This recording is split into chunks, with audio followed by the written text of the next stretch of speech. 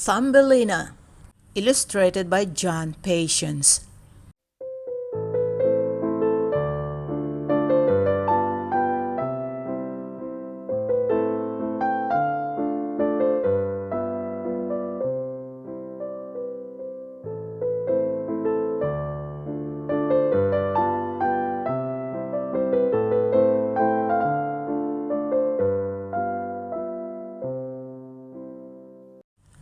There was once a woman who desperately wanted a child, but she could not have one.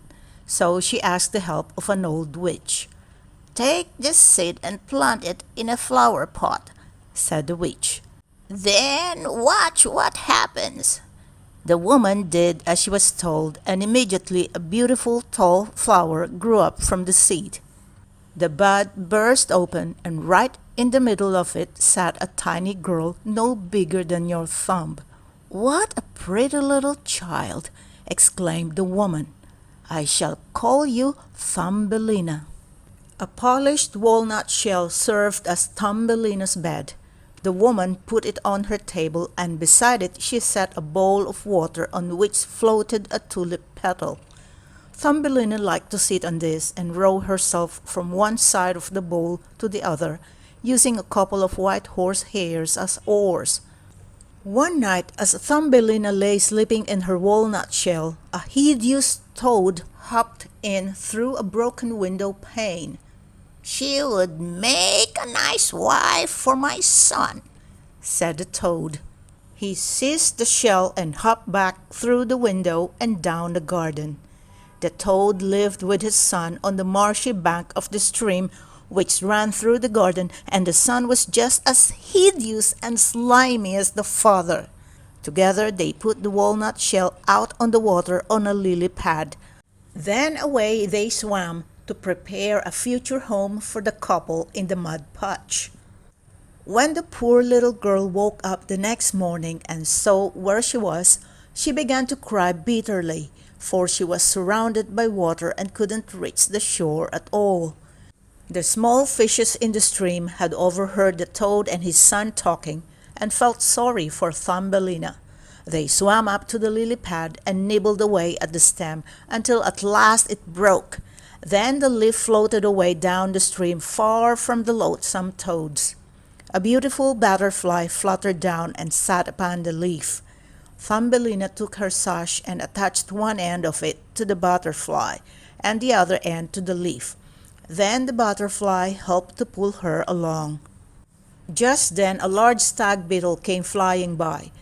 Seeing the tiny girl, he took a fancy to her, and without more ado, he snatched her up and carried her into a tree. How frightened poor little Thumbelina was! But she grieved most for her friend the butterfly, whom she had tied to the leaf. If he could not free himself, he would starve to death. The stag beetle seated Thumbelina on a large leaf, brought her a sweet flower to eat, and proceeded to pay her compliments. Soon the other beetles in the tree came to pay her a visit. "Oh dear, she has only 2 legs," said one of them. "And no feelers at all," added another. "What an ugly creature!" In truth, Thumbelina was very beautiful, and the stag beetle who had taken her thought so. But when he heard all the others say that she was ugly, he began to believe them and lost interest in her. He decided to let her go, so he flew her down and set her on a daisy. Despite her newfound freedom, it made the little girl cry to think that she was so ugly. She could not tell it wasn't true.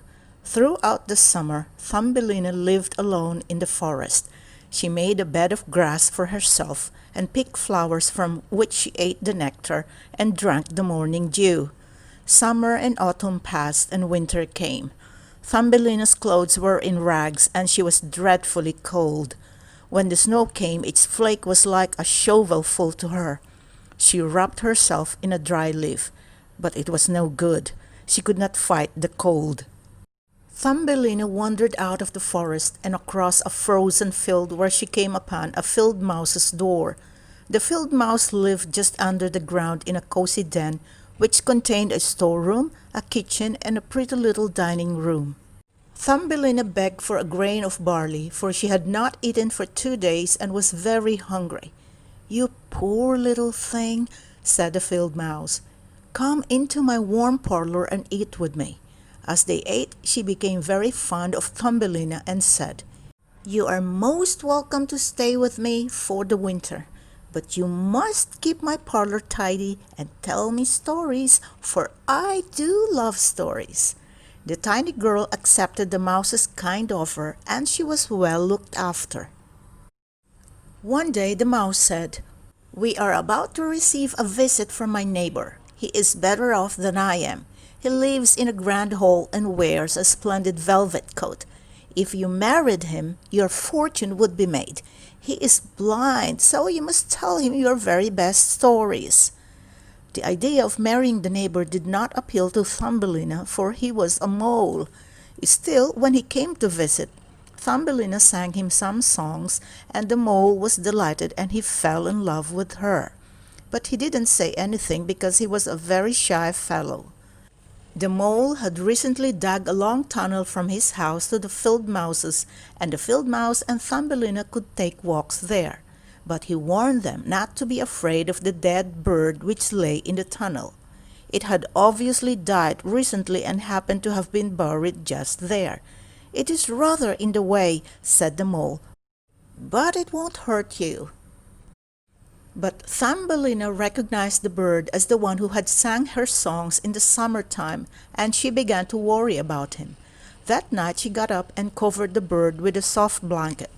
"Farewell, beautiful bird, farewell," she said, "and thank you for the songs you sang to me when all the trees were green." And she laid her head on its breast. She quickly sprang up again, because she heard a fluttering sound from the bird's heart. The swallow was not dead, it was just numb with cold.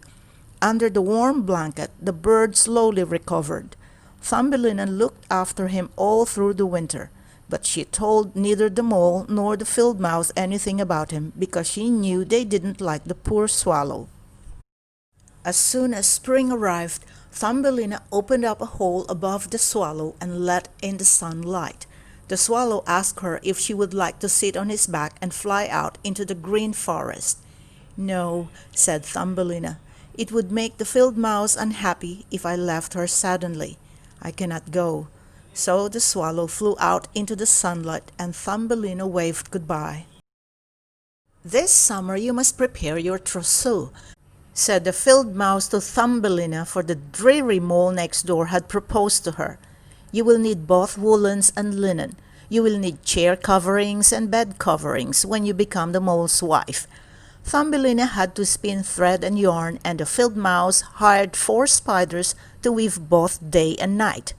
At last the day of the wedding arrived, and the mole came to fetch Thumbelina. She would now have to live with him deep under the ground, never to come out into the warm sunshine again. The poor child was so unhappy at the prospect of saying goodbye to the beautiful sun.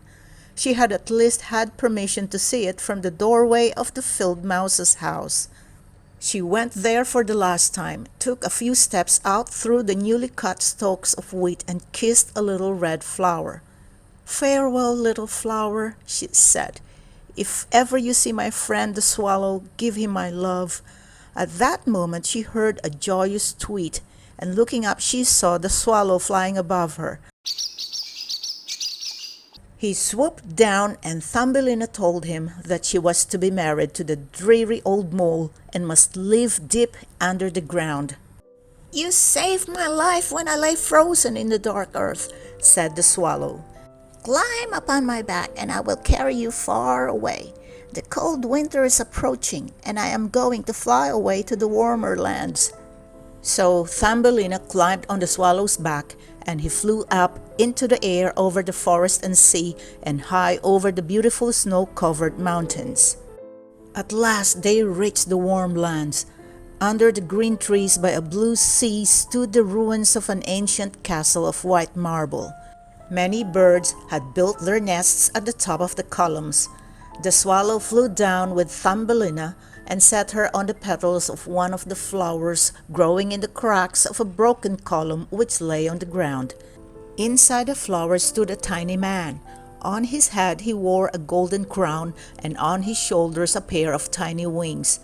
He was the prince of the flower spirits. The prince instantly fell in love with Thumbelina and asked her to become his wife, a proposal which she accepted happily. Tiny maidens and tiny sprites flew out from every flower. They brought her presents of a pair of gossamer wings and a crown. "You shall not be called Thumbelina any longer," said the prince. "It is an ugly name.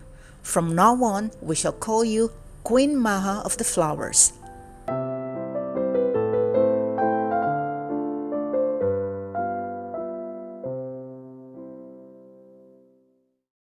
Hi! If you like this video, please give this a like and hit the subscribe button and click the bell icon to get notified whenever I release a new video.